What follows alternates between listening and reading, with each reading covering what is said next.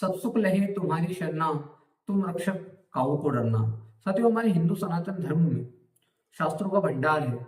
अनेक शास्त्र हैं और करोड़ों देवी देवता हैं। लेकिन कई लोग इसी में संदेह में लगे रहते हैं कि इन हजारों देवी देवताओं में, हजारों शास्त्रों में, हजारों मंत्रों में सबसे शक्तिशाली मंत्र कौन सा है, सबसे शक्तिशाली पाठ कौन सा है, सबसे शक्तिशाली देवता कौन सा है, जो हमें हमें तत्काल हमारी समस्याओं से हमें बाहर निकाल ले, हमारी सारी मनोकामनाएं हमारी पूरी कर दे। इसी खोज में लगे रहते हैं। तो उन्हीं के खोज को पूरा करने के लिए, उन संदेहों को दूर करने के लिए आज ये वीडियो बनाया है। अंत तक अवश्य देखिएगा। साथियों, कृष्ण ने गीता में कहा है, सबसे प्रामाणिक ग्रंथ हमारा गीता है, राष्ट्रीय ग्रंथ है। कृष्ण ने गीता में कहा है कि आप किसी भी पूजा कर ले, अनेक देवी देवता है, किसी भी देवी देवता की आप उपासना करते हैं, मानते हैं, उसको कुछ अर्पण करते हैं, वो सब मुझी को आके लगता है। किसी की भी कर ले, ए टू जेड, वो अंत में आकर मुझी को ही प्राप्त होता है। क्योंकि अन्य कोई तत्व है ही नहीं, केवल एक ही तत्व है। ब्रह्मा, विष्णु और महेश, ये तीनों अलग अलग नहीं, एक ही तत्व है। उदाहरण के माध्यम से आपको समझ जाता हूं, ज्यादा समझ में आएगा। जैसे आपको कोई प्रिय अभिनेता है, मान लो अमिताभ बच्चन ही हुआ।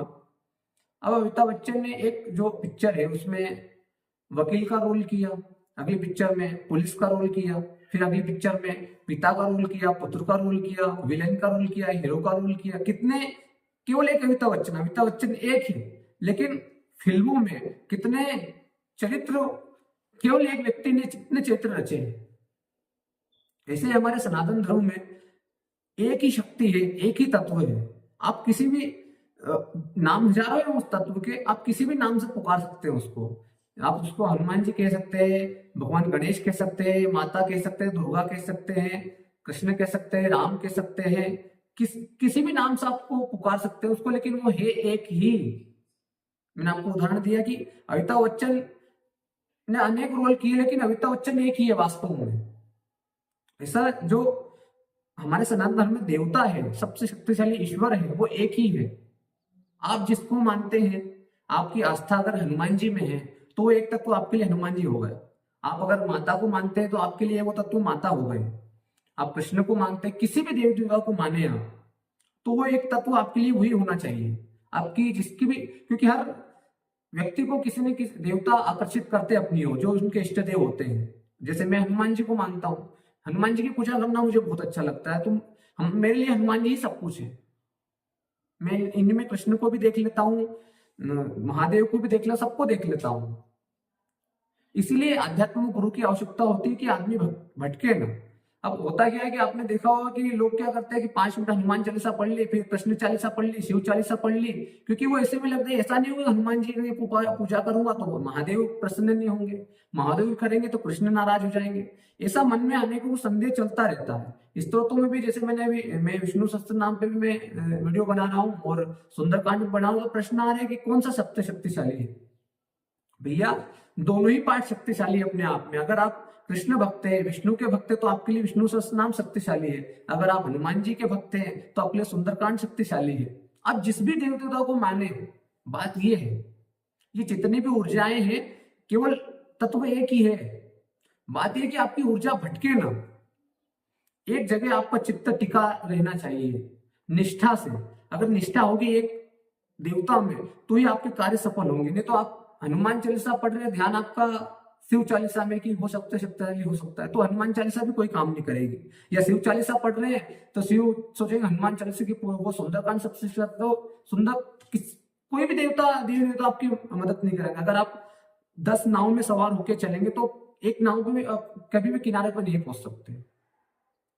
आध्यात्म में इसीलिए गुरु की आवश्यकता होती है। गुरु भटकने नहीं देता, वो जो भी उनके मार्गदर्शन में होता है, एक व्यक्ति को एक इष्ट आपका दे देता है कि इसकी पूजा आपको करनी है बस, और कोई अंध संदेह नहीं। तो इस बात को आप समझना चाहिए कि आप जिसकी भी उपासना करें, मैं ये नहीं कह रहा हूं जैसे मैं तो हनुमान जी करता हूं तो आप सोचो कि मैं सबको हनुमान जी का बोल दूं। आप जिसकी भी उपासना करें उनमें दृढ़ निश्चय रखें, आपके लिए वही हनुमान जी है। जैसे हमारे प्रेमानंद जी महाराज क्या कहते हैं कि आप अगर राम जी के उपासक है, राम राम जपते हैं, तो मैं जब राधा राधा बोलूं आप राम राम समझना कि मैं राधा राधा जपना मतलब आपको राम राम जपना है। आपकी जो भी इष्ट है आप जो भी स्तोत्र करते हैं अपने इष्ट के प्रति निष्ठ रहिए, तभी आपकी मनोकामना पूर्ण होगी।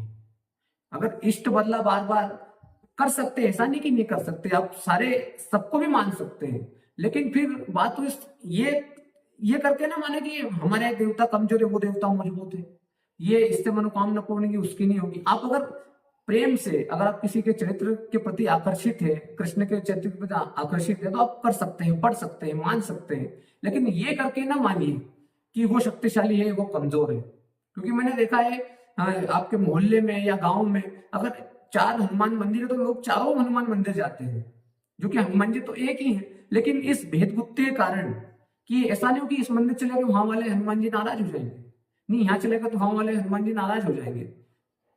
बात यह है कि अगर आप एक जगह बैठकर अगर 10 मंदिर में जाके एक जगह राम नाम का जप कर लेंगे हनुमान मंदिर बैठ के, तो आपको ज्यादा फायदा करेगा, क्योंकि सभी एक ही हैं, कोई भी अलग नहीं है।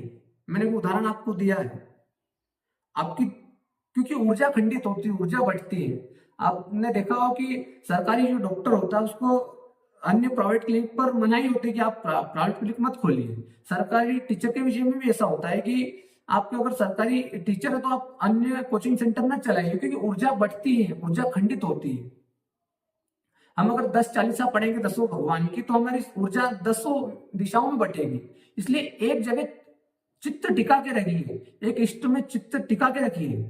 अगर हम बोरिंग लगवाते हैं, अगर 50-50 फीट खोदेंगे 10 जगह तो थोड़ी पानी निकलेगा, एक जगह हम अगर 500 फीट खोदेंगे पानी निकलना ही है। तो एक इष्ट के प्रति आप निष्ठ रहिए, उसकी पूजा दृढ़ निष्ठा से करिए, आपको जरूर मंजिल मिलेगी। अब अयोध्या जाने के मार्ग 10 है, 50 मार्ग है, अब 50 मार्ग से लोग आते हैं, लेकिन मंजिल तो सबकी एक ही है ना। इसे जितने भी देवी देवता है, ये हमारी सबकी रास्ते अलग अलग, मंजिल एक ही है, वो ईश्वर एक ही है और कोई भी नहीं अन्य ईश्वर है। तो उम्मीद करता हूं कुछ समझ में आया होगा।